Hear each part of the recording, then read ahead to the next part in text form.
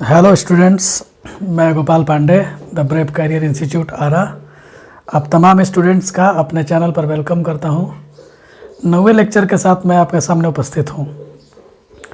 अभी तक हमने सारा वेपर प्रेशर का कॉन्सेप्ट देख लिया था और वेपर प्रेशर कैलकुलेट करना भी मैंने सिखा दिया था आप लोगों को।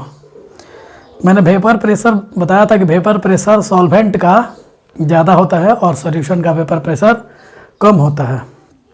ठीक है, इसके बाद मैंने बताया था वेपर प्रेशर सॉल्यूशन का निकालने के लिए उसमें दो केस लिए थे हम लोगों ने। एक था वेपर प्रेशर, वैसे सॉल्यूशन का वेपर प्रेशर निकालना था जिसमें नॉन वोलेटाइल सोल्यूट था, और दूसरा केस वैसा था जिसमें कि दोनों वोलेटाइल थे।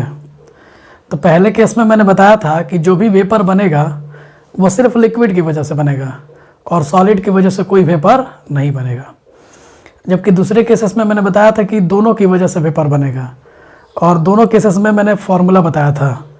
इसी क्रम में मैंने रॉल्ड्स लॉ पढ़ाया था आप लोगों को, और रॉल्ड्स लॉ में डिराइव किया था कि relative lowering in vapour pressure is equal to mole fraction of solute. मतलब relative lowering in vapour pressure जो होता है वो सोल्यूट के मोल फ्रैक्शन के इक्वल होता है।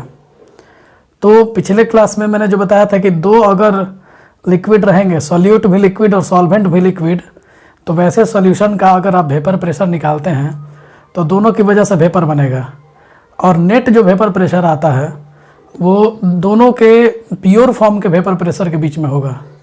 यानी पी का जो वैल्यू होगा वो पी नॉट बी से लेकर के पी नॉट ए के बीच में होगा। यानी नेट वेपर प्रेशर छोटे वाले जो वोलेटाइल लिक्विड से ज़्यादा होगा लेकिन बड़े वाले से कम होगा। यानी वेपर प्रेशर का जो मैक्सिमम वैल्यू होगा वो पी नॉट ए से कम होगा। हमने ए को सॉल्वेंट माना था और बी को सॉल्यूट माना था, तो बी से ज़्यादा वेपर बनेगा और उसका वेपर प्रेशर ज़्यादा होगा। आज का क्लास काफ़ी इंपॉर्टेंट है और आज के क्लास में हम लोग न्यूमेरिकल्स पे ज़्यादा ध्यान देंगे। तो जो भी बच्चे जेई की तैयारी कर रहे हैं या बोर्ड्स की तैयारी कर रहे हैं उन सब के लिए ये क्लास काफ़ी इंपॉर्टेंट है। आप लोग ध्यान से देखेंगे और पीछे का थोड़ा सा एक बार थ्योरी पढ़ लेंगे। जब से वेपर प्रेशर शुरू हुआ तो आपको ज़्यादा अच्छा समझ में आएगा। और न्यूमेरिकल पर आज हम लोग काम करेंगे और इसमें सारा जेई को भी ध्यान में रखा गया है आज के क्लास में। तो बोर्ड्स वाले बच्चे भी ध्यान दें, अगर आप मेहनत करना चाहते हैं तो मेहनत कीजिए, ध्यान दीजिए। जेई वाले खास करके आप लोग ज़्यादा ध्यान देंगे और मेडिकल वाले। ठीक है, जैसे देखो मैंने पिछले दिन ये पढ़ाया था, एक थ्योरी, एक फार्मूला दिया था मैंने, P बराबर P not A X A plus P not B X B. तो उस पर आज एक न्यूमेरिकल दिया है मैंने उसी फॉर्म पे। तो देखो जी, अच्छा क्वेश्चन एक बार देख लो आप लोग। Vapour pressure of two volatile components, दो वोलेटाइल कंपोनेंट है और उन दोनों की वजह से जो वेपर प्रेशर है वो यहाँ पे इस फंक्शन के रूप में दिया हुआ है। यहाँ जो टोटल प्रेशर है वो मोल फ्रैक्शन का फंक्शन है। टोटल प्रेशर किसका फंक्शन है? मोल फ्रैक्शन का फंक्शन है। इसका मतलब प्रेशर मोल फ्रैक्शन के हिसाब से चेंज करेगा। ठीक है, अब ये कह रहा है कि calculate P not A and P not be, मतलब ए का वेपर प्रेशर प्योर फॉर्म में चाहिए और बी का वेपर प्रेशर भी प्योर फॉर्म में चाहिए। तो चलिए हम लोग आते हैं फार्मूला पे। ये डायरेक्ट फार्मूला बेस्ड क्वेश्चन है, हालांकि ये जेई में पूछा हुआ क्वेश्चन है, तो ध्यान देंगे आप लोग। तो P बराबर, बताइए आप लोगों को फार्मूला पता है, P not A X A plus बोलो क्या P not B X B. अब मैंने बताया था इसका दो चीज़ तरीका, एक मैंने बताया था ए बी और एक बताया था मैंने बाबा। तो दोनों फार्मूला मैं लिख रहा हूँ, ध्यान देंगे आप लोग। तो सबसे पहले हम लोग ए बी वाला कॉन्सेप्ट लगाते हैं। ठीक है, तो ए बी का कॉन्सेप्ट लगाते हैं।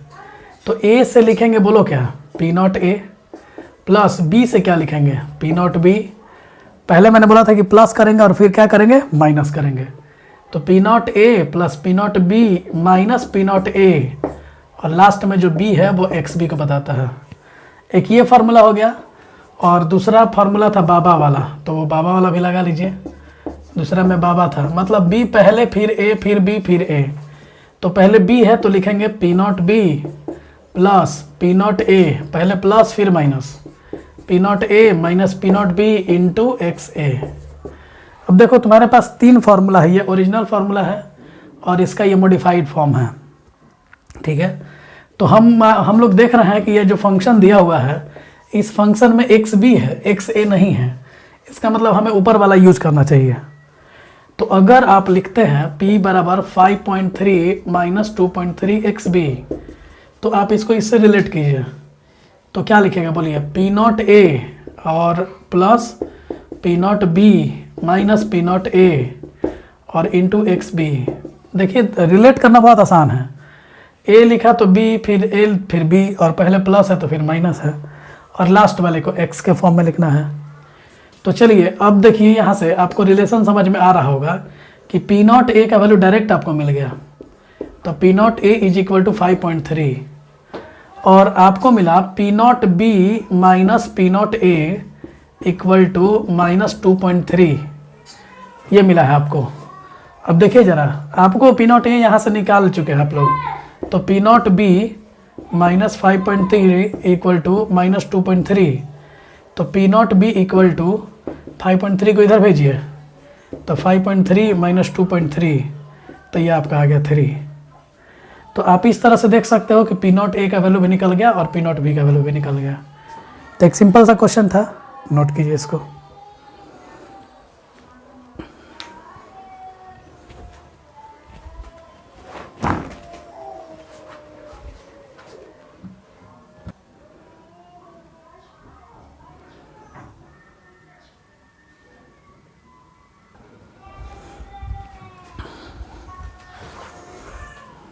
चलो तो नेक्स्ट क्वेश्चन देखो। नेक्स्ट क्वेश्चन में दिया है p equal to 26 minus 14 X A. तो आप लोग को फिर से पी नॉट ए और पी नॉट बी निकालना है, एकदम आराम से आप लोग बना सकते हो।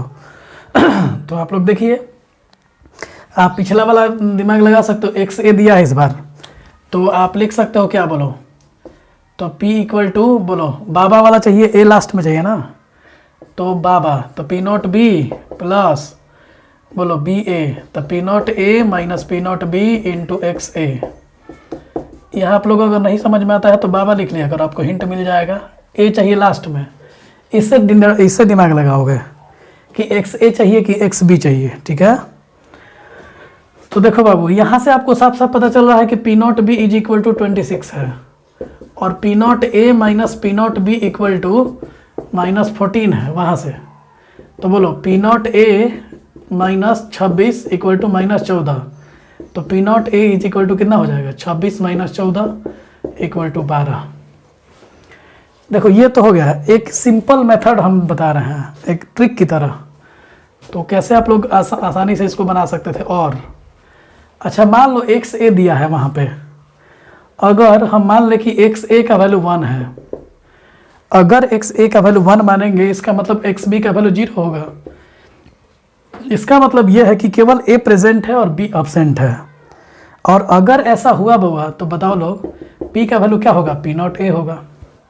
कोई दिक्कत है? अच्छा अगर पी का वैल्यू पी नॉट ए हुआ तो हमको क्वेश्चन ने तो वही बोला है निकालने के लिए, तो काम बन गया। अच्छा दूसरी बार, अगर एक्स ए का वैल्यू 0 ले लिया जाए तो एक्स बी का वैल्यू क्या होगा, 1 होगा। और अगर एक्स बी 1 हुआ इसका मतलब बी है, ए नहीं है, इसका मतलब p का वैल्यू जो होगा वो पी नॉट बी के बराबर हो जाएगा। तो ऐसे भी दिमाग लगा सकते हो बहुत आसान तरीके से। चलो देखो हम लगाते हैं, p बराबर 26 माइनस 14 एक्स ए, और अगर एक्स ए का वैल्यू 1 माना तो लिखेंगे इफ एक्स ए बराबर 1, तो बोलो क्या होगा, तब p की जगह क्या लिख दिया जाएगा, पी नॉट ए, और 26 माइनस 14 इंटू 0 मतलब 26 ही रह गया। दूसरे केस में जब एक्स ए 0 है, तो अगर एक्स ए 0 रखोगे तो p बराबर 26 माइनस 14 इंटू एक्स ए, तो if X A equal to 0 तो बोलो क्या होगा, तो p is equal to P not B. तो लिख सकते हो p is equal to P not B. तो पी नॉट बी बराबर क्या होगा, 26, क्योंकि ये पूरा टर्म तो खत्म हो जाएगा, तो माइनस 14 इंटू 0 तो इक्वल टू 26। सॉरी यहाँ पे एक्स ए का वैल्यू 1 रखना था, सॉरी। तो एक्स ए का वैल्यू 1 रखोगे तो ये 12 आ जाएगा, यहाँ पे ये तुम्हारा 26 रह जाएगा। तो तुम देख सकते हो कि एक्स ए का वैल्यू तुमने रखा 1, तो 14 इंटू 1 कितना हो जाएगा, 14, तो 26 माइनस 14 मतलब 12 हो जाएगा। और अगर तुमने एक्स ए का वैल्यू 0 रख दिया तो एक्स ए 0 रखते ही पूरा का पूरा टर्म खत्म हो गया, मतलब 26 बचेगा। पिछले क्वेश्चन में भी ये ट्रिक लगा सकते थे आप लोग। देखो बाबू, ये हमारा एक्सप्रेशन था पिछले क्वेश्चन का 5.3 माइनस 2.3 एक्स बी। अब देखो इफ़, मैं केवल इस मेथड से बता रहा हूँ, यदि एक्स बी का वैल्यू 1 हो जाए तो इसका मतलब एक्स ए का वैल्यू 0 होगा। इसका मतलब केवल बी प्रेजेंट है, यानी टोटल प्रेशर जो होगा वो बी की वजह से होगा, तो पी का वैल्यू पी नॉट बी होगा। तो हम लिखते हैं इफ़ एक्स ए बराबर 0, तो बोलो, तो P बराबर 5.3 माइनस 2.3 इंटू एक्स बी का वैल्यू 1, एक्स ए बराबर 0 तो एक्स बी बराबर 1, तो बोलो 5.3 माइनस 2.3, और ये P किसके बराबर हो चुका है, तो P नॉट बी के बराबर हो चुका है, तो ये 3 हो गया। डायरेक्ट तरीका है एकदम। अच्छा चलो, इफ़ एक्स ए बराबर 1, तो एक्स ए जब 1 होगा तो एक्स बी क्या होगा, 0 होगा। इसका मतलब बी नहीं है, इसका मतलब P जो होगा वो P नॉट ए के बराबर होगा। तो रख दीजिए वहाँ पे, तो P की जगह रखेंगे P नॉट ए बराबर 5.3 माइनस 2.3 इंटू एक्स बी, और एक्स बी 0 है तो 5.3 माइनस 0 मतलब 5.3 ही रह गया। तो इस तरह से आप देख सकते हो कि P नॉट ए जो है 5.3 है और P नॉट बी जो है वो 3 है। तो एकदम आसान तरीका हो गया, और एकदम अप्लाई कीजिए और अच्छे अच्छे क्वेश्चन बनेंगे। यूनिवर्सिटी का जब बुक आप उठाइएगा तो इस तरह के बहुत सारे क्वेश्चन मिलेंगे आपको, जो आप डायरेक्ट रख करके निकाल सकते हो। नोट करो।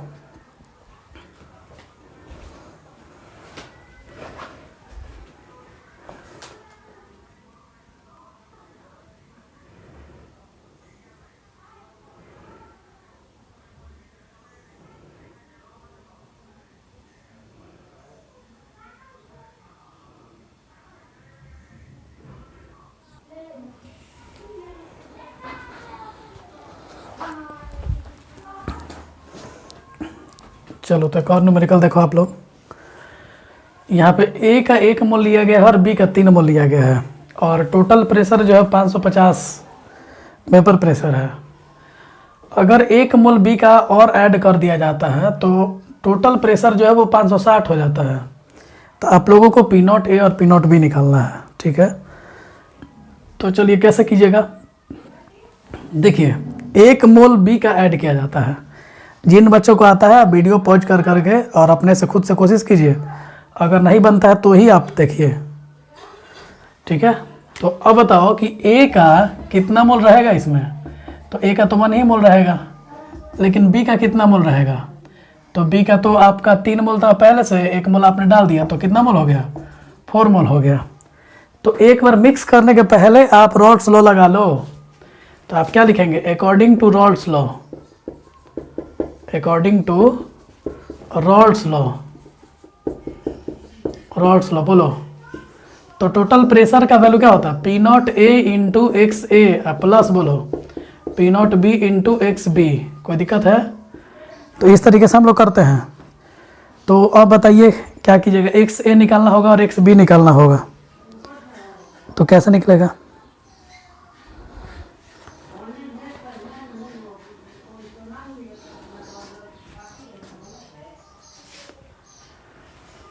तो चलिए ए का 1 मोल है तो 1 मोल इसका है, टोटल मोल 3 और 1 कितना हो गया 4।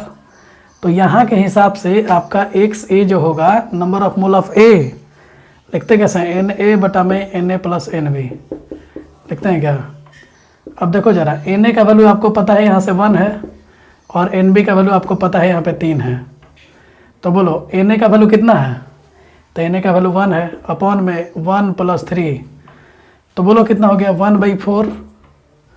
और यहीं पे अगर एक्स बी आपको निकालना है तो एक्स बी कितना होगा, तो एक्स बी हो जाएगा 3 एन लिखोगे आप एन बी अपॉन में N A plus N B. तो यहाँ पे 3 रहेगा और 1 प्लस 3 मतलब 3/4। तो एक्स ए एक्स बी निकल चुका है, इसमें रखिए आप। तो चलिए, तो P इज इक्वल टू हो गया P not A into X A, तो एक्स ए की जगह 1/4 हो जाएगा, और प्लस ये पी नॉट बी, तो पी नॉट बी कितना है नहीं पता है, इंटू 3/4, ठीक है। और ये 550 के बराबर है, तो 550 के बराबर होगा पी नॉट ए अपॉन में 4 और plus 3 P not B upon में 4। एक इक्वेशन आया आपका। अब इधर भी आप रॉल्स लॉ लगा लो एक बार। तो इधर भी जब करोगे तो एक्स ए बराबर कितना होगा, 1 अपॉन में 1 प्लस 4, और एक्स बी क्या होगा बोलो, तो 4 अपॉन में 1 प्लस 4, मतलब ये 1/5 होगा, और ये तुम्हारा एक्स बी जो होगा 4/5 होगा। तो ये दोनों एक्स ए और एक्स बी हो गया। अब पी बराबर क्या लिखते हैं बताइए आप लोग, तो लिखते हैं P not A X A और plus P not B X B.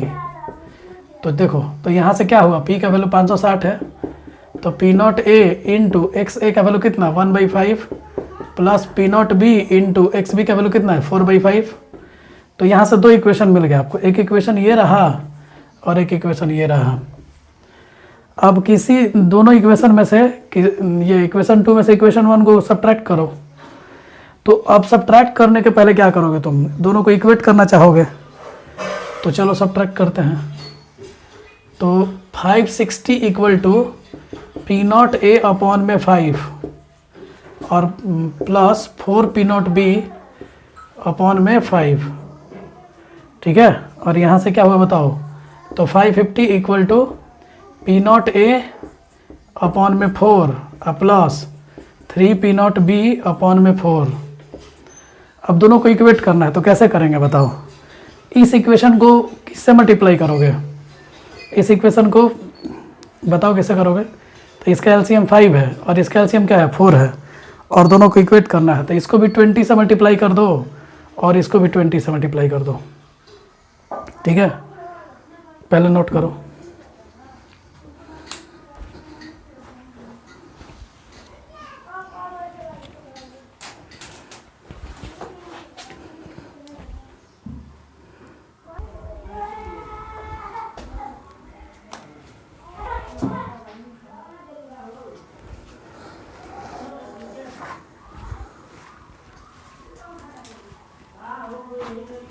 चलो,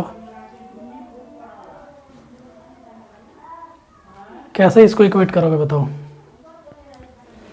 तुम्हारे पास ऑप्शन है, अगर 20 से मल्टीप्लाई करोगे तो ये कितनी बार में कटेगा 4 टाइम्स, लेकिन दोनों फिर इक्वल नहीं हो पाएंगे।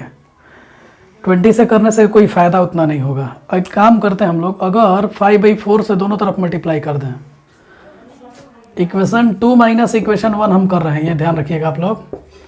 इक्वेशन 2 माइनस इक्वेशन 1, ठीक है। तो 560 में अगर आपने 5/4 से मल्टीप्लाई कर दिया है तो ये कितना आएगा बताओ। तो बताओ 5 से 5 कैंसिल हो जाएगा, और ये अगर 5 से 5 कैंसिल हो गया और यहाँ पे 5 से 5 कैंसिल हो जाएगा, तो और यहाँ पे 4 से ये कितनी बार में कटेगा। तो ये आप जानते हो, ये 14 चौके 56 होता है, 140 हो जाएगा। और 140 में 5 से मल्टीप्लाई कीजिएगा तो 570 आएगा, 700 आएगा, सॉरी। तो 700 इक्वल टू, अब बताओ यहाँ पे तो पी नॉट ए 5 कट गया, तो पी नॉट ए अपॉन में 4 हो गया, पी नॉट ए अपॉन में 4। और ये क्या होगा, 5 कैंसिल हो गया, 4 भी कैंसिल हो गया, तो प्लस पी नॉट भी हो गया। देख लेंगे अच्छे से, 5 कैंसिल, 4 कैंसिल, ठीक है। अब इसके आगे तो तुमको पता है, ये इक्वेशन 2 था पहले, ये इक्वेशन 1 था, अभी हम इसको इक्वेशन 3 मान लेते हैं, और तब इक्वेशन 3 - 1 करेंगे हम। करिए आप लोग।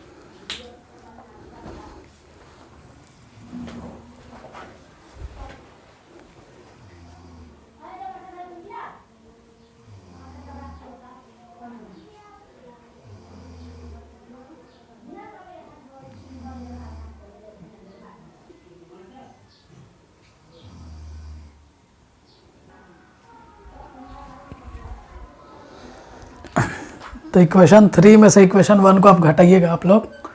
तो इक्वेशन 3 से इक्वेशन 1 आप घटाइए, सिंपल है, माइनस यहाँ पे भी, माइनस यहाँ पे भी, माइनस यहाँ पे भी।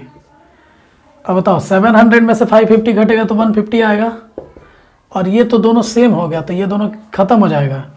और इसको आप डिक्रीज कर लो, तो फिर P not B minus 3 P not B upon में 4, दोनों कैल्शियम 4 आएगा, तो 4 P not B minus 3 P not be, वैसे कर दे रहा हूँ, चलो एक स्टेप और, 3 पी नॉट बी अपॉन 4। तो 150 इंटू 4 कितना होगा 600, तो 600 is equal to P not B. अब देखो यहाँ से हमको पी नॉट बी का वैल्यू मिल गया 600, तो क्या पी नॉट ए नहीं निकाल सकते, आराम से निकाल सकते हो, रखो उसमें वैल्यू। तो 700 equal to P not A upon 4 plus 600। P not B का वैल्यू मिल चुका है हमको, और चाहे पी नॉट बी लिख भी सकते हो, चलो कोई दिक्कत नहीं है, पी नॉट बी रख लो। तो पी नॉट वैल्यू बी की जगह 600 रखो, तो 700 is equal to P not A upon 4 plus 600। इसको भेजिए उधर, तो 100 is equal to P not A upon में 4। तो P not A is equal to बताओ कितना, तो P not A is equal to 400 mmHg, और ये 600 mmHg। तो P not B equal to 600 mmHg। तो ये पिछला क्वेश्चन था। इस तरीके से आप आगे बढ़ेंगे। इस तरह का क्वेश्चन आता है, 2 इक्वेशंस बनाइए, 2 इक्वेशंस को सॉल्व कीजिए और सॉल्व करके आप आराम से इसको निकाल सकते हैं। एक और बहुत अच्छा क्वेश्चन है आपके सामने बोर्ड पे, जिसमें पीछे का कॉन्सेप्ट मिक्स किया गया है। ध्यान देंगे बाबू, जिन लोगों को थोड़ा टफ लगेगा वो 2 बार 3 बार करके वीडियो देखिए, डाउट लगता है फ़ोन कीजिए और थोड़ा मेहनत कीजिए। अगर जेई वाले बच्चे आप देख रहे हैं तो आप लोगों को जेई के लिए पता ही है कि खाली नाम के लिए तैयार, बोर्ड पे बहुत सारे लोग लिख देते हैं, लेकिन सीरियसली अगर आप तैयारी करना चाहते हैं तो बहुत मेहनत करना पड़ेगा। एनसीईआरटी बनाइए, मैंने शुरू में भी बोला था, एन अवस्थी का लेवल 1 बनाइए। जो भी डाउट आता है मेरे व्हाट्सएप पे भेजिए, नंबर आपके लिंक में दिया रहता है, ठीक है। बातें ज़्यादा नहीं बनाएंगे और बातें ज़्यादा ना करते हुए हम लोग पढ़ाई पे ध्यान देंगे, क्योंकि बात बहुत सारे टीचर्स बात बनाने के लिए भी होते हैं और बात बना भी रहे हैं, तो वो सब नहीं करेंगे हम लोग सिर्फ पढ़ाई पे ध्यान देंगे, ठीक है। देखिए, तो aqueous solution containing liquid A, ठीक है बाबू, ध्यान से एकदम समझो। एक एक्वस सॉल्यूशन है जिसमें कि एक लिक्विड ए है और वो 64% बाई वेट है, 64% बाई वेट। चलिए एक एक करके हम लोग करेंगे काम। अब यानी परसेंटेज वेट बाई वेट का वैल्यू जो है वो आपका 64 दिया है। तो आप बताओ, इसमें 2 लोग हैं, एक ए है और एक तुम्हारा वाटर है। तो ए और वाटर, अब बताओ, मैंने बताया था कि अगर 64% दिया है तो 64% का मतलब 64/100। तो इस W का वैल्यू 64 और इस W का वैल्यू 100। यानी यहाँ से आपको मिल गया 2 कॉन्सेप्ट कि वेट ऑफ सॉल्यूट कितना है। तो आप लोग पकड़िए इस तरह से क्वेश्चंस को। वेट ऑफ सॉल्यूट आपका 64 ग्राम है। वेट ऑफ सॉल्यूशन कितना है तो वो भी आपको पता चल रहा है, 100 ग्राम है। और वेट ऑफ सॉल्वेंट कितना है, तो वेट ऑफ सॉल्वेंट जो है वो 36 ग्राम है। और तो सॉल्वेंट में सॉल्यूट ए है और सॉल्वेंट वाटर है, ये सबको पता है क्वेश्चन के हिसाब से। अब ये क्वेश्चन कह रहा है कि an aqueous solution containing liquid A 64% by wait has vapour pressure 145 mmHg, ठीक है, with the vapour pressure of pure water is 155 mmHg। देखो लाइन से क्लियर करो, aqueous solution containing liquid A, अब ए भी लिक्विड है और वाटर तो लिक्विड होता ही है, पता है आपको, यानी 2 लिक्विड लिया गया है। और जब 2 वोलेटाइल लिक्विड लिया जाता है तो टोटल प्रेशर कैसे कैलकुलेट करते हैं वो आपको पता है, आप जो फॉर्मूला यूज करते हैं वो आपको पता है। तो पूरे सॉल्यूशन का वेपर प्रेशर दे दिया, मतलब आपको P का वैल्यू दे चुका है, और P का वैल्यू कितना है 145 mmHg। और मैंने बताया था आप लोगों को कि जो टोटल प्रेशर का वैल्यू होता है वो P0B और P0A के बीच में होता है। याद रखिएगा कि B का वेपर प्रेशर और A के वेपर प्रेशर के बीच में ही टोटल प्रेशर रहेगा। तो आप देख लो यहाँ पे, अब बोल रहा है कि वेपर प्रेशर और प्योर वाटर, हम लोग A को सॉल्वेंट माने हैं, लेकिन यहाँ पे वाटर आपका सॉल्वेंट है। तो आपको P0A दे चुका है, P0A बराबर बोल सकते हो या P0H2O भी बोल सकते हो, और ये दिया है आपका 155 mmHg, ठीक है। तो आपको P0A मिल चुका है, मतलब अब आपको निकालना है vapour pressure of pure A at same temperature. अब देखो इस पर कंफ्यूज नहीं होना बिल्कुल भी, तो कंफ्यूज हो गए तुम लोग, इसलिए मैं P0A को मिटा दे रहा हूँ, क्योंकि क्वेश्चन ने ही प्योर ए पूछ लिया है, लिक्विड का नाम ही ए दे रखा है।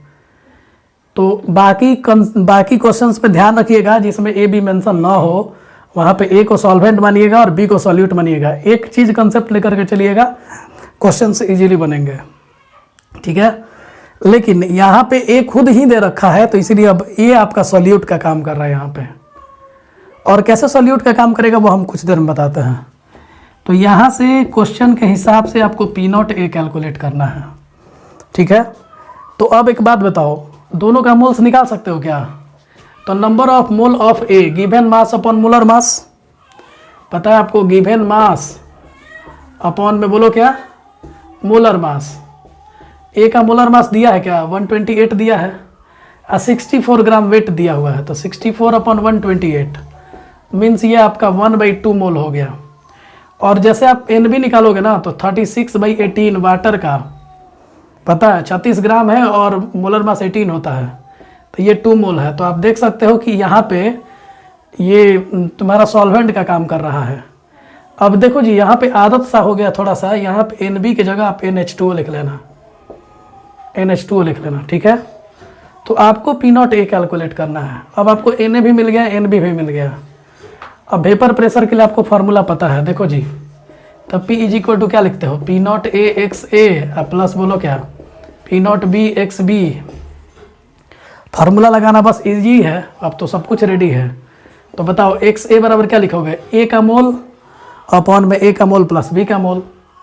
तो ए का मोल कितना है, ए का मोल 1/2 है, और अपॉन में 1/2 प्लस 2 हो गया, तो 2/1। तो इसको कर दीजिए सॉल्व, 1/2 अपॉन में 2 ले लो LCM, तो 1 प्लस 2, तो इसका मतलब 1/2 अपॉन 3/2, तो 2 से 2 कट गया, तो ये बच गया आपका 1/3। तो इस तरह से देख सकते हो आपका एक्स ए जो है 1/3 आया है। नोट कीजिए, फिर आगे करते हैं।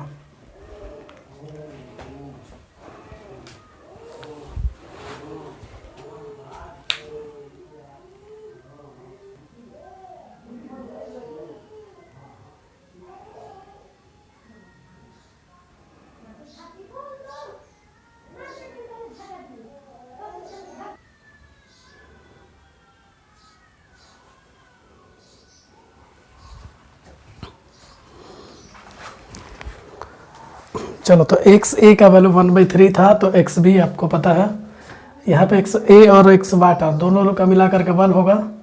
एक्स ए का वैल्यू 1/3 है, एक्स वाटर दोनों जोड़ के 1 आएगा, तो एक्स H2 कैसे निकालेंगे, तो 1 - 1/3 मतलब 2/3 होगा। अब डायरेक्ट फार्मूला लगा दो, तो बोलो क्या होगा फार्मूला, तो P equal to P not A X A plus P not B X B, ठीक है। चलो, तो हम लोग को P पता है, P 145 है, पी नॉट ए निकालना है, तो पी नॉट ए को रहने देते हैं। एक्स ए कितना आया है, एक्स ए 1/3 आया है, और पी नॉट बी कितना है, तो पी नॉट वाटर है ना जी यहाँ पे, तो पी नॉट वाटर 155 है, और एक्स बी कितना है बोलो, तो एक्स बी जो है वो 2/3 है, 2/3।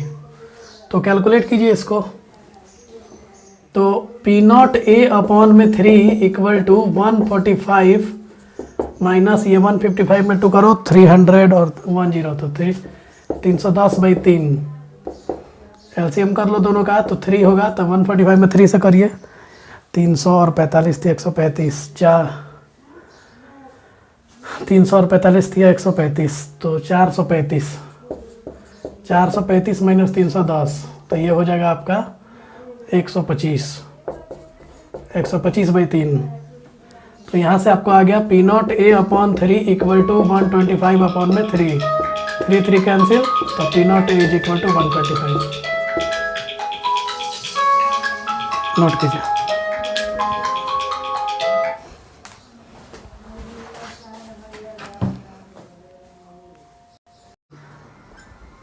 चलो, एक सिंपल बोर्ड लेवल का क्वेश्चन करते हैं। देखिए, एक सॉल्यूशन बनाया गया है जिसमें ए का 2 मोल डाला गया है और बी का 3 मोल डाला गया है, ठीक है। और ए का प्योर फॉर्म में वेपर प्रेशर 200 mmHg है, और बी का वेपर प्रेशर 500 mmHg है। तो आपसे पूछ रहा है कि सॉल्यूशन का वेपर प्रेशर क्या होगा। तो सिंपल सा है लॉजिक, बोर्ड बेस्ड क्वेश्चन है ये। क्या लगाइएगा, P बराबर P not A into X A और plus P not B into X B. अब देखो जी, एक्स ए आप कैसे निकालोगे, तो आपको भी पता है कि ए का मोल पता है और बी का भी मोल पता है, तो एक्स ए आप लोग लिख सकते हो, एक्स ए बराबर क्या, 2/5, और X B is equal to क्या लिखोगे, 3/5। कैसे हो रहा है वो तो समझ में आ रहा है ना, जिनको नहीं आ रहा है वो देख लेंगे।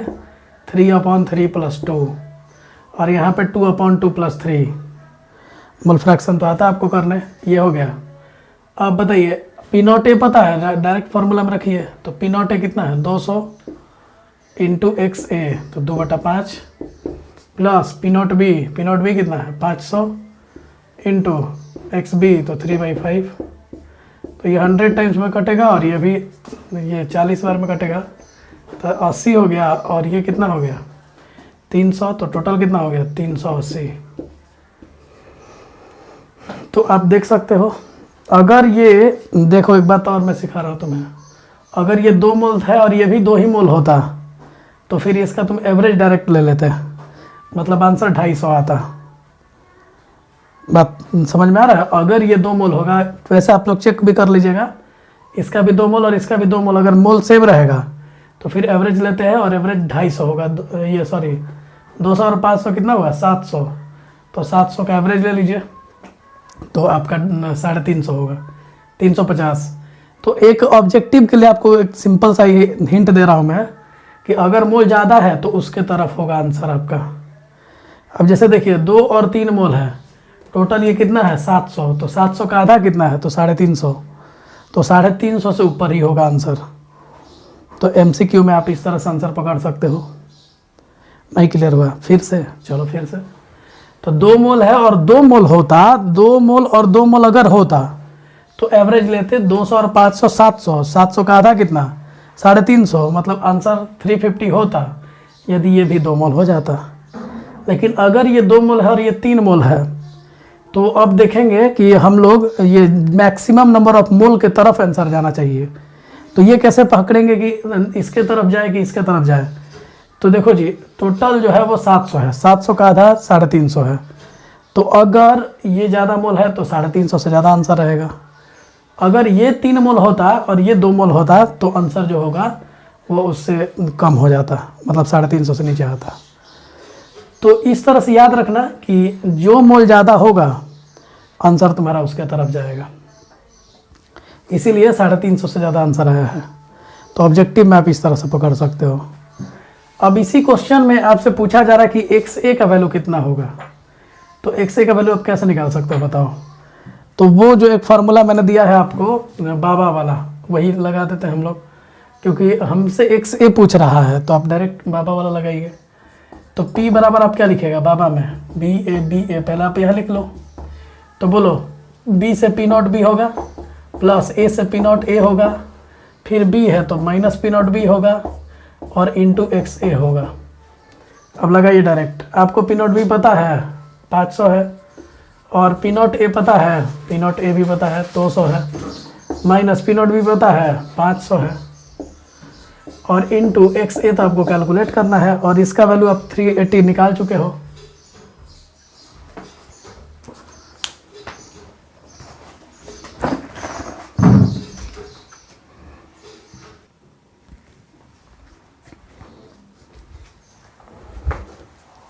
तो डायरेक्ट रखो तो, और P का वैल्यू आप लोग निकाल चुके हो 380 है, तो 380 हो गया आपका। अब इसको इधर ला के सब्ट्रैक्ट करो, तो 380 माइनस 500 इक्वल टू ये -300 इंटू XA, तो -120 बराबर -300 इंटू XA हो जाएगा। तो XA इज इक्वल टू कितना हो गया -120 अपॉन -300, माइनस माइनस कैंसिल, 30 चौक 120, 30 दहा 300, 2 और ये 5, मतलब 2/5 आया XA का वैल्यू। तो एक काम कीजिए, इस पे आप डायरेक्ट एक फार्मूला बना लीजिए XA निकालने के लिए। XA बराबर A average minus B upon में A माइनस B। देखो जी, यहाँ से डायरेक्ट अगर इसी क्वेश्चन को हम करने जाते हैं तो A एवरेज कितना आया है मेरा, तो A एवरेज तो 380 आया है, तो 380 रख लेते हैं, और माइनस B का वैल्यू कितना है तो 500 है, और फिर A का वैल्यू कितना है तो 200 है, और ये B का कितना है तो 500 है। तो डायरेक्ट हमारा आंसर आता है -120 अपॉन में -300, तो माइनस से माइनस कैंसिल हो गया, 30 चौक 120, 30 दहा 300, और ये 2 से कटता और ये 5 से 2/5। तो देखो ये डायरेक्ट एक फार्मूला मैं तुम्हें बता रहा हूँ, और इसको डायरेक्ट यूज करो तुम लोग। अगर A निकालना होगा तो B को घटाना होगा, ठीक है। ए को निकालना होगा तो डायरेक्ट बी घटाइएगा, अगर यहाँ बी निकालना होगा तो ए घटाइएगा। ठीक है, फिर से इस फार्मूला को समझ लीजिए। अगर यहीं पे एक्स बी निकालना होता तो एक्स बी कैसे निकालते हैं, लिखते हैं यहाँ पे ए एवरेज और माइनस ए अपॉन में यहाँ पे लिखते हैं हम लोग फिर से बी और माइनस ए।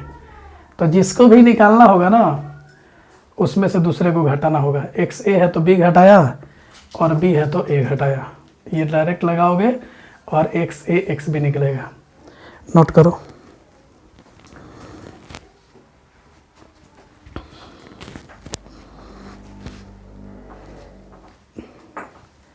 यहाँ ए एवरेज की जगह आप कुछ भी ले सकते हो, जैसे एवरेज एटॉमिक मास ले सकते हो, एवरेज एटॉमिक मास,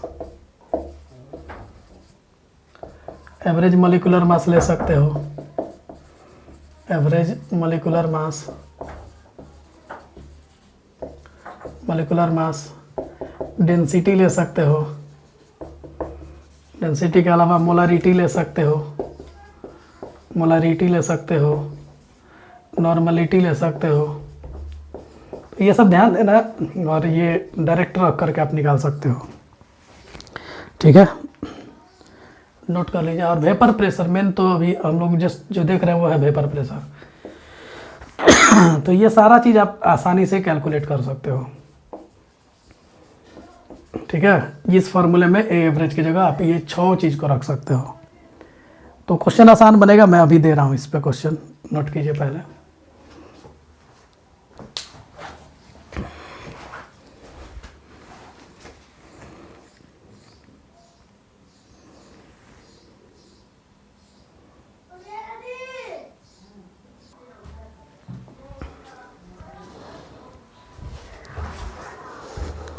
चलो एकदम बोर्ड बेस सिंपल क्वेश्चन है, 2 क्वेश्चन है आपके सामने, करिए इसको। अभी जस्ट मैंने बताया था। तो एक्स ए के लिए क्या लिखिएगा, तो वेपर प्रेशर एवरेज ए एवरेज लेना था ना जी। तो मतलब टोटल प्रेशर एक तरह से बोल सकते हो कि total pressure minus P not B upon में P not A minus P not B. जिसका निकालना है उसके अपोजिट वाले को घटाना पड़ेगा। तो बोलो टोटल प्रेशर कितना है, तो 470 है, माइनस पी नॉट बी कितना है तो 500 है, अपॉन में पी नॉट ए तो 300 माइनस 500, तो ये हो जाएगा आपका -30 अपॉन में -200। तो माइनस माइनस कैंसिल हो गया, 0 से 0 कट गया, तो मतलब 3/20 आ जाएगा। 2 तरीका है करने का। अब एक्स ए निकाल चुके तो एक्स बी तो ऐसे निकाल लोगे यार, घटा लोगे। आपको पता है कि X A plus X B बराबर क्या होता है, 1 होता है। तो यहाँ से आपको एक्स ए पता चल चुका है, 3/20 plus X B equal to 1। तो X B is equal to क्या होगा, 1 माइनस 3/20, मतलब 20 ले लो एलसीएम, तो 20 माइनस 3 मतलब 17/20। और नहीं तो फिर वैसे करो, X B is equal to total pressure minus क्या लिखोगे formula, P T minus P not A upon में P not B minus P not A. चलो तो पी टी कितना है, 470 माइनस 300 अपॉन में बोलो 300 माइनस 500 माइनस 300, तो बोलो कितना आया, 30/200, 30/200। नोट कीजिए।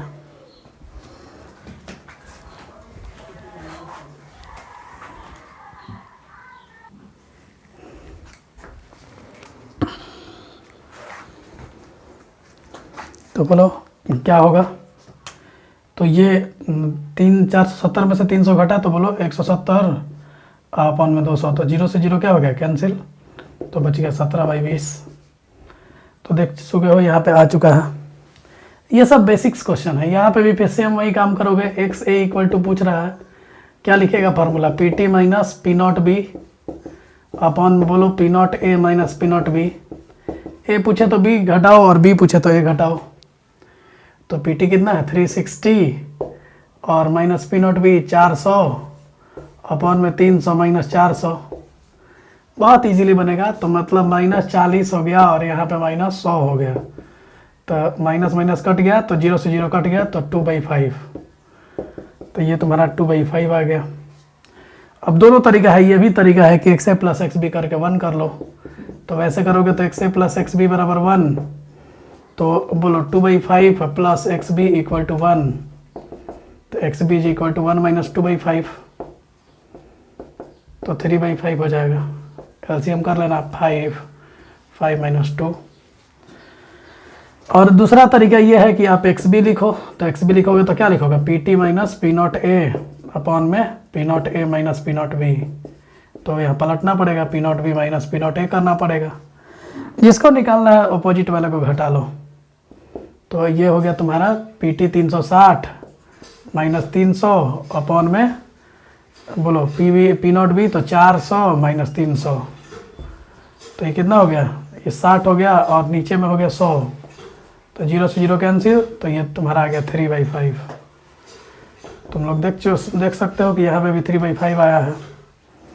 तो ये दोनों तरीके से आप बना सकते हो। नोट कर लो, एक और लास्ट क्वेश्चन हम लोग करेंगे और उसके बाद एक कॉन्सेप्ट पढ़ाएंगे।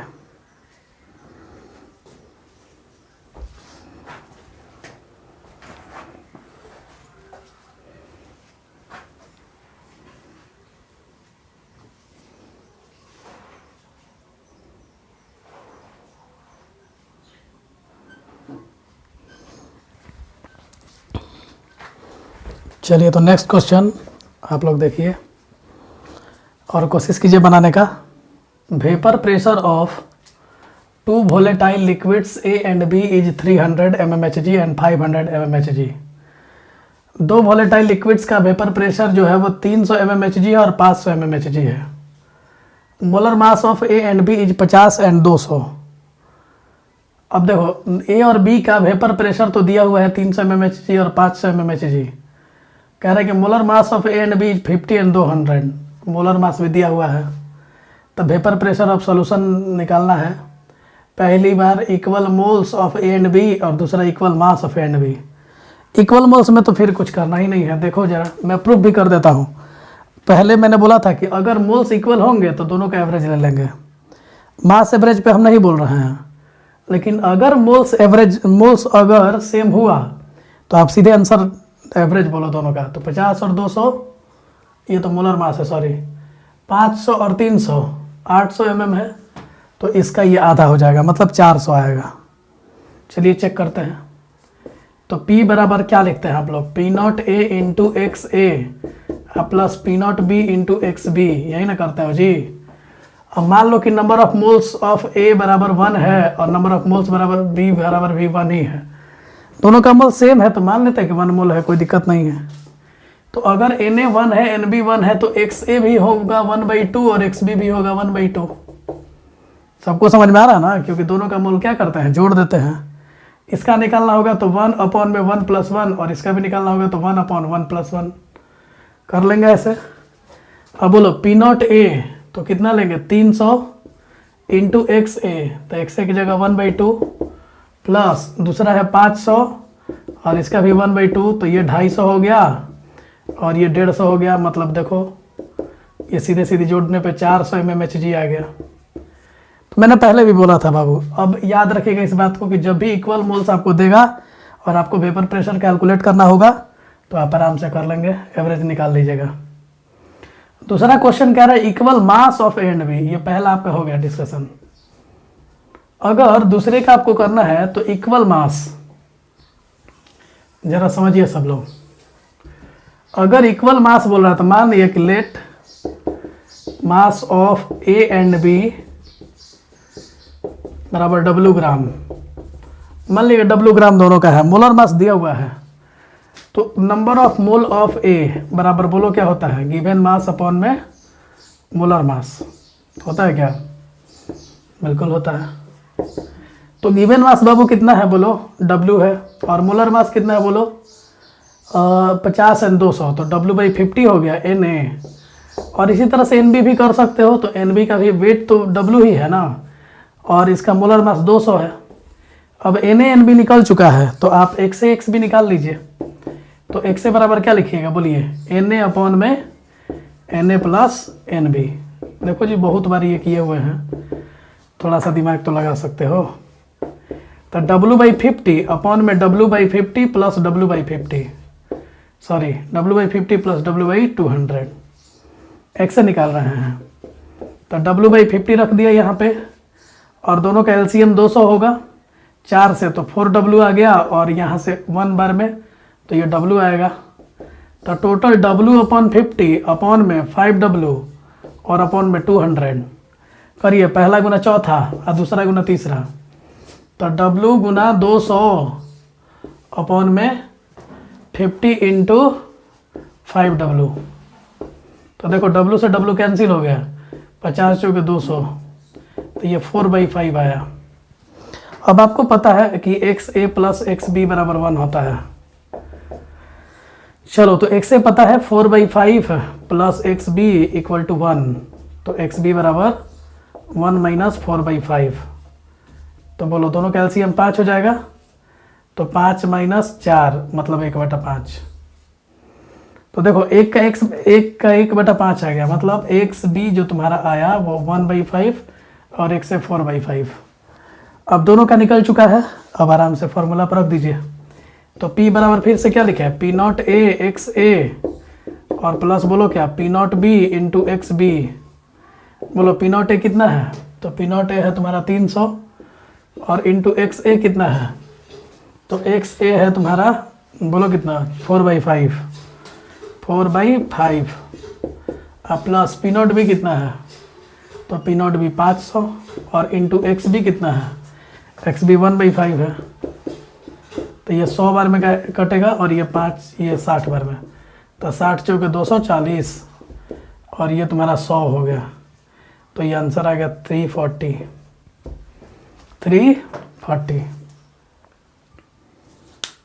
ठीक है। तो देखो अब बताओ किसका मोल ज़्यादा हुआ, A का मोल ज़्यादा कि B का मोल ज़्यादा।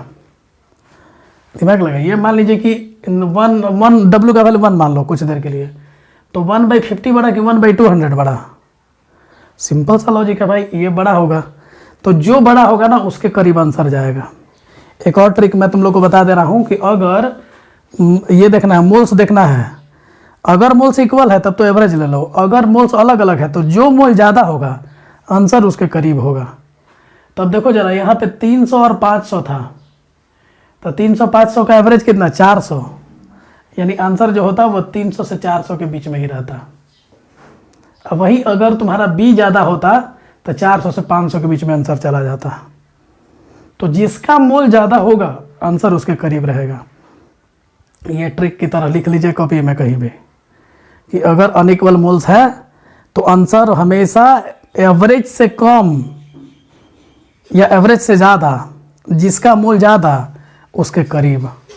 तो यहाँ से लॉजिक लगाइएगा कि 300 और 500 दोनों का एवरेज 800 और सॉरी दोनों का एवरेज 800/2 मतलब 400।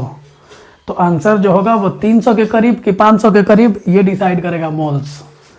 तो A का मोल ज़्यादा, इसका मतलब A के करीब में। अगर B का मोल ज़्यादा होता तो B के करीब में जाता, तो B के करीब मतलब क्या, एवरेज और 300 के बीच में। अगर B का मोल ज़्यादा होता तो B ये 400 और 500 के बीच में। तो अब लॉजिकली भी क्वेश्चंस को पकड़ सकते हो। तो इतना सारा न्यूमेरिकल्स मैंने कराया, इसके अलावा आप NCERT का न्यूमेरिकल बनाइए। और मैंने क्लास में जो आप लोगों को सीट दिया था उस सीट में भी बहुत सारे क्वेश्चन दिए हुए हैं, बहुत सारा न्यूमेरिकल है। जो भी बाबू नहीं बनता है आप लोगों से व्हाट्सएप पे सेंड किया कीजिए, और उसके बाद ये मैं उसको बनाने की कोशिश करूँगा। या क्लासेस में कोई डाउट होती है तो उसको भी आप भेजिए। एक छोटा सा टॉपिक डील करेंगे अभी हम लोग, पहले नोट कर लीजिए।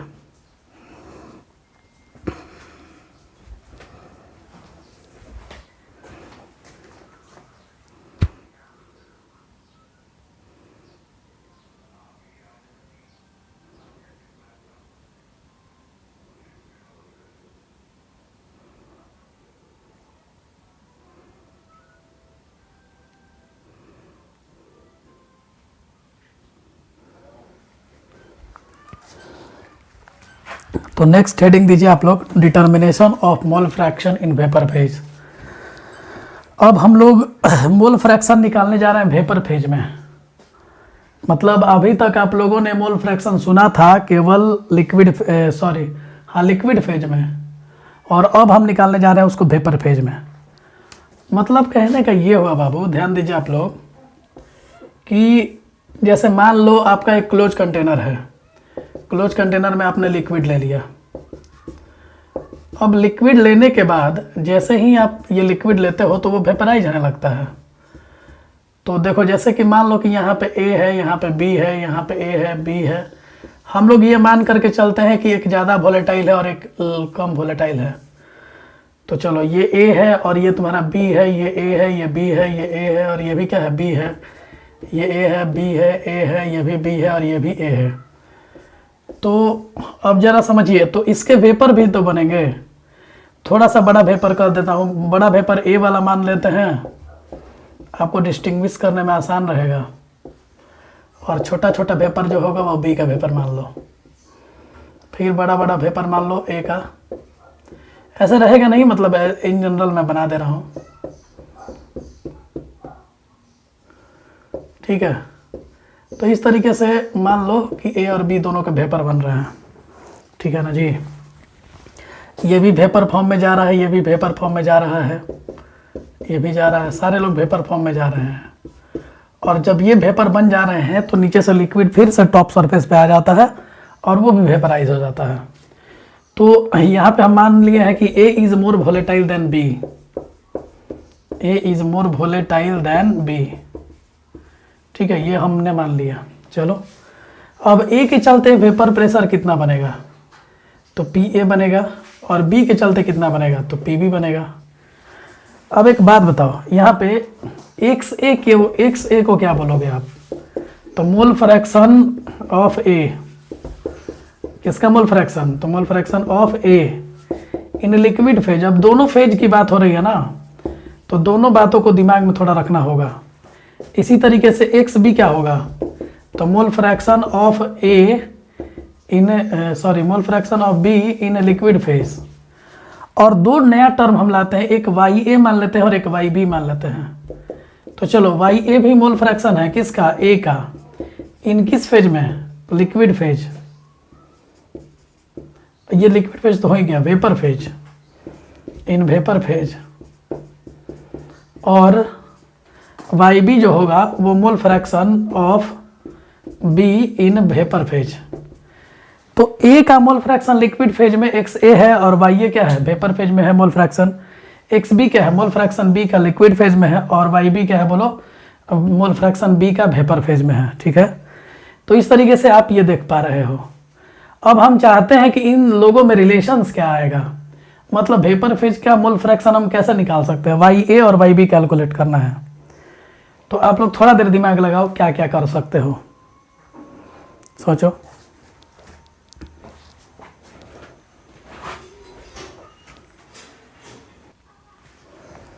क्या सोच सकते हो बोलो।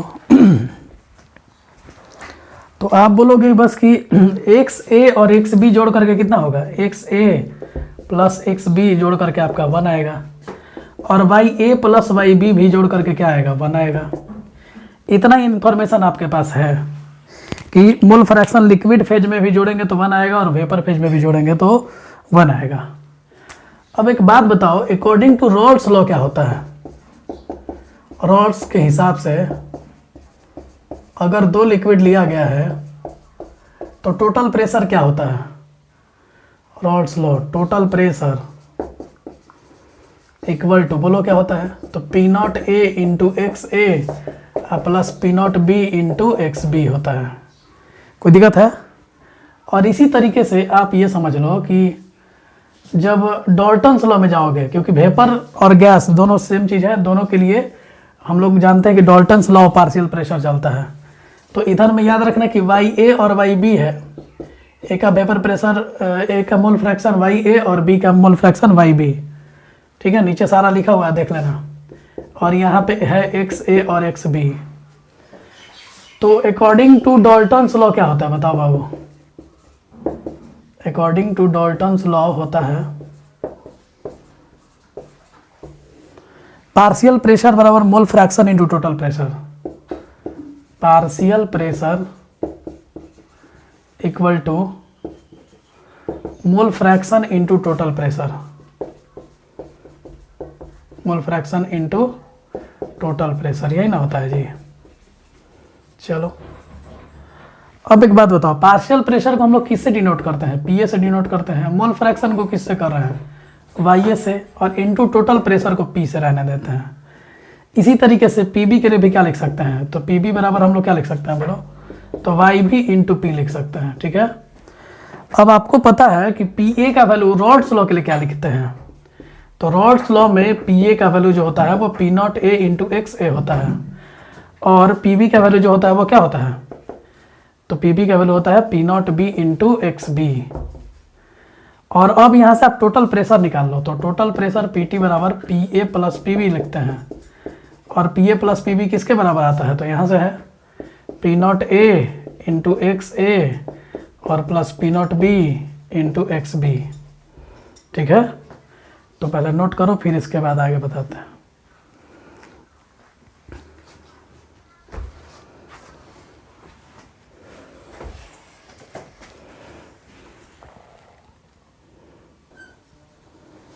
तो देखो, तो यहाँ से हमको एक रिलेशन मिला पी ए बराबर वाई ए इंटू पी। अब पी ए क्या है बताओ? तो पी को हम लोग पी टी भी लिख सकते हैं, टोटल प्रेशर। तो पार्शियल प्रेशर बराबर mole fraction into total pressure. और पी बी बराबर भी लिख सकते हो क्या? Y B into P T. अभी जस्ट बताया रॉल्स लॉ से कि पी ए का वैल्यू जो होता है पी नॉट ए से होता है, तो यानी पी ए की जगह पी नॉट ए से लिख सकते हो बराबर Y A into P T. और यहाँ पी बी की जगह लिख सकते हो P not B into X B, और that is equal to Y B into P T. अब देखो जरा, यहाँ पे वाई ए यहाँ से निकल जाएगा क्या? तो वाई ए बराबर क्या लिख सकते हो? P not A X A और अपॉन में पी टी। और यहाँ से वाई बी क्या होगा बोलो? तो वाई बी बराबर P not B X B upon में पी टी। समझ में आ रहा है जी? तो इस तरह से आप वाई ए और वाई बी निकाल लिए। ये वाई ए जो है ना, ये क्या है बताओ? इसी को हम लोग को निकालना था, मोल fraction of A in vapour phase. याद रखना, इस पे क्वेश्चन बहुत सारा आता है। और ये वाई बी क्या है बोलो? तो मोल fraction of be in vapour phase. Mole fraction of be in vapour phase. बहुत आसान है याद रखना, मुश्किल नहीं है। देखो कैसे, समझो। तो देखो वाई बी अगर याद रखना है तो P not B X B और अपॉन में पी टी। वाई ए याद रखना तो पी नॉट ए एक्स है, तो यानी P A by P T हो गया। वहीं से P A by P T, और पी ए तो याद रखना पड़ेगा ना कि P not A into x है, अपॉन में पी टी होता है। नोट कीजिए। और भी इसको कर सकते हो चाहो तो, Y A plus Y B कर दो। तो अगर तुमने Y A plus Y B किया तो क्या क्या होगा बोलो? तो P not A X A upon में पी टी और plus P not B X B upon में पी टी। और तुमको पता है कि ये जोड़ के 1 आता है, तो अब बोलो दोनों का एलसीएम नीचे में पी टी हो जाएगा ना। तो ऊपर में P not A X A plus P not B X B upon में पी टी। तो ये क्या आ गया? Y A plus Y B. और ये जोड़ के 1 आएगा, तो यहाँ से प्रूफ भी हो, यहाँ से ये 1 होगा तो ये देखो प्रूफ भी हो जाएगा। तो यहाँ से ये भी रिलेशन ले सकते हो। यानी अगर दोनों को ऐड करोगे तो दोनों को जोड़ करके बस पी टी से डिवाइड कर दोगे। P not A X A plus P not B X B upon में पी टी।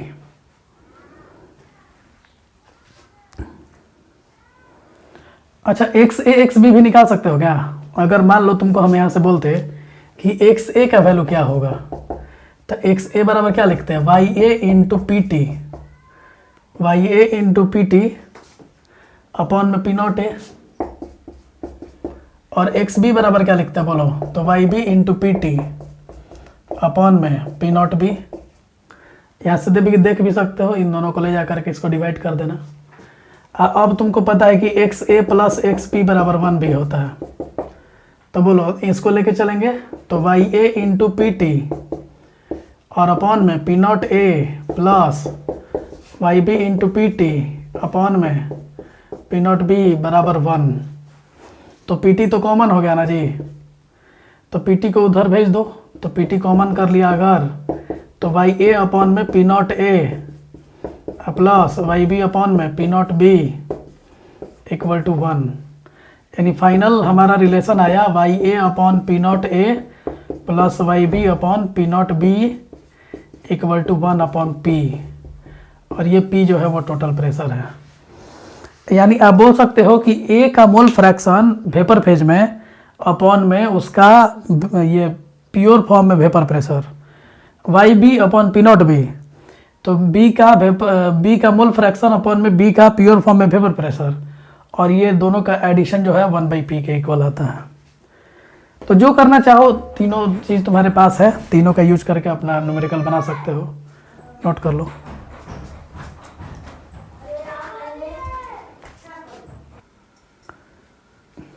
तो बस इतना याद रखो, एक ये मोल फ्रैक्शन याद रख लो आज से कि वेपर फेज का मोल फ्रैक्शन क्या होगा। तो Y A is equal to P not A X A upon P T, और वाई बी जो होगा P not B X B upon में पी टी, ये दोनों याद रखिएगा। और इसके अलावा आप लोग याद रख सकते हो ये वाला रिलेशन वाई ए अपॉन में P not A plus Y B upon में पी नॉट बी और इज इक्वल टू 1/p। तो इस पे ग्राफ भी आता है बनाने के लिए, वो ग्राफ भी हम देंगे अभी आप लोग को। वैसे इसमें और उसमें कोई फ़र्क नहीं है, दोनों एक ही चीज़ है, ध्यान रखिएगा। इसमें बस है कि साथ में लिया गया है दोनों को, और वो अलग अलग इंडिविजुअली हैं।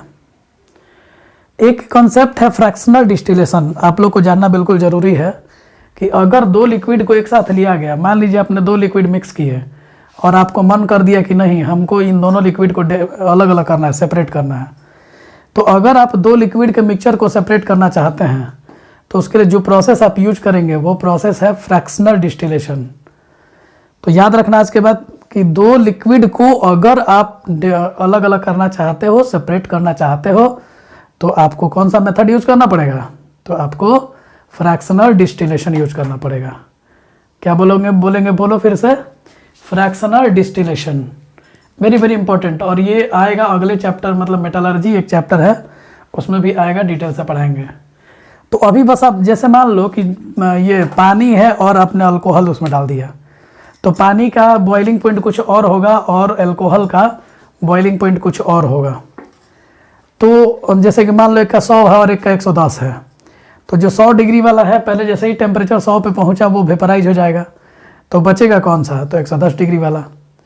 तो इस तरह से अगर दो लिक्विड को आप चाहते हैं वेपराइज करना, तो उनके याद रखना कि बॉइलिंग पॉइंट में फ़र्क होगा, एक का बॉइलिंग पॉइंट कम होगा, दूसरे का बॉइलिंग पॉइंट ज़्यादा होगा। जैसे ही तुम उस टेम्परेचर पे पहुंचोगे वो लिक्विड वेपराइज कर जाएगा, तो एकमात्र लिक्विड आपके पास बचेगा। तो इस तरह से इजीली आप कर सकते हैं। तो देख भी लीजिए, एक बार लिखा हुआ है सारा, नोट कर लीजिएगा अच्छे से। फ्रैक्शनल डिस्टिलेशन के हेल्प से आप दो वोलेटाइल लिक्विड के मिक्सचर को सेपरेट कर सकते हैं। It is applicable only for those liquid mixture which have different volatile nature. मैंने बोला है अभी, अगर सेम वोलेटाइल नेचर है तो फिर तो पता ही नहीं चल पाएगा ना, दोनों का बॉइलिंग पॉइंट ही सेम हो जाएगा। और अगर दोनों का बॉइलिंग पॉइंट सेम रहा तो फिर उनको आप सेपरेट नहीं कर सकते। तो ये ध्यान रखिएगा कि उन्हीं दो लिक्विड के मिक्सचर को आप सेपरेट कर सकते हैं फ्रैक्शनल डिस्टिलेशन से, जिनका ये बॉइलिंग पॉइंट अलग अलग होगा। और किस लिक्विड का वेपर फेज में ज़्यादा, मतलब ये अमाउंट ज़्यादा रहेगा, कौन रिचर होगा? तो अगर ए और बी ज़्यादा दो लिक्विड है, तो जिसका याद रखना कि वोलेटाइल नेचर ज़्यादा है वो ज़्यादा रिचर होगा। ज़्यादा वोलेटाइल है तो ज़्यादा वेपर बनाएगा, ज़्यादा वेपर बनाएगा तो ज़्यादा वेपर प्रेशर होगा, तो वो ज़्यादा रिच कहलाएगा। तो नोट कर लीजिए इसको, एक न्यूमेरिकल लास्ट कराते हैं।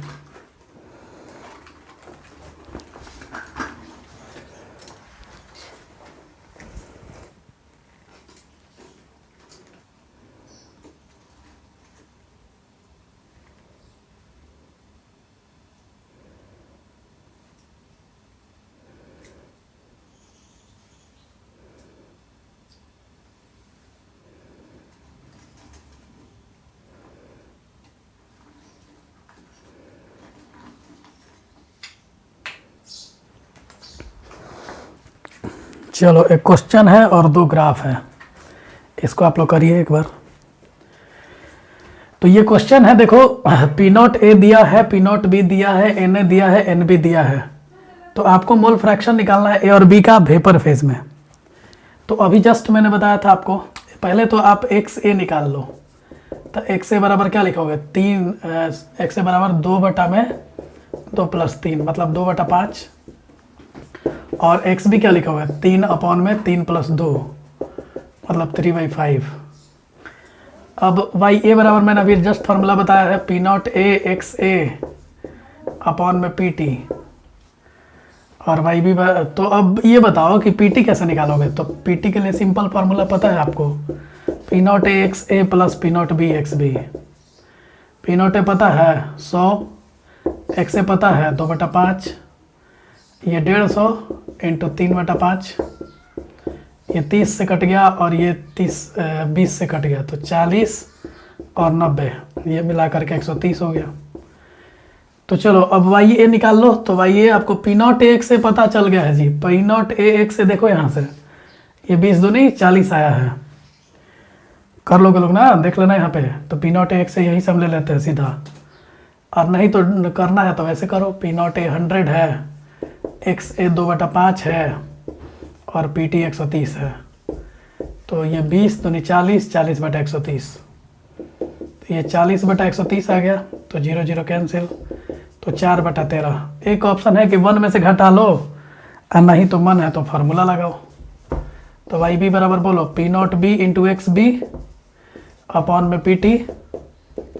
तो मैंने बोला था कि यहाँ पे 40 डायरेक्ट ले लो, तो देखो मैंने 40 ही लिया है, और यहाँ से 90, P0 B एक्स बी का वैल्यू 90 निकला हुआ है, तो 90 हो गया, और अपॉन में 130, तो 0 से 0 कट गया, तो 9/13 हो गया। तो इस तरीके से आप वेपर फेज के अमूल फ्रैक्शन निकाल सकते हो, बहुत इजी कॉन्सेप्ट है।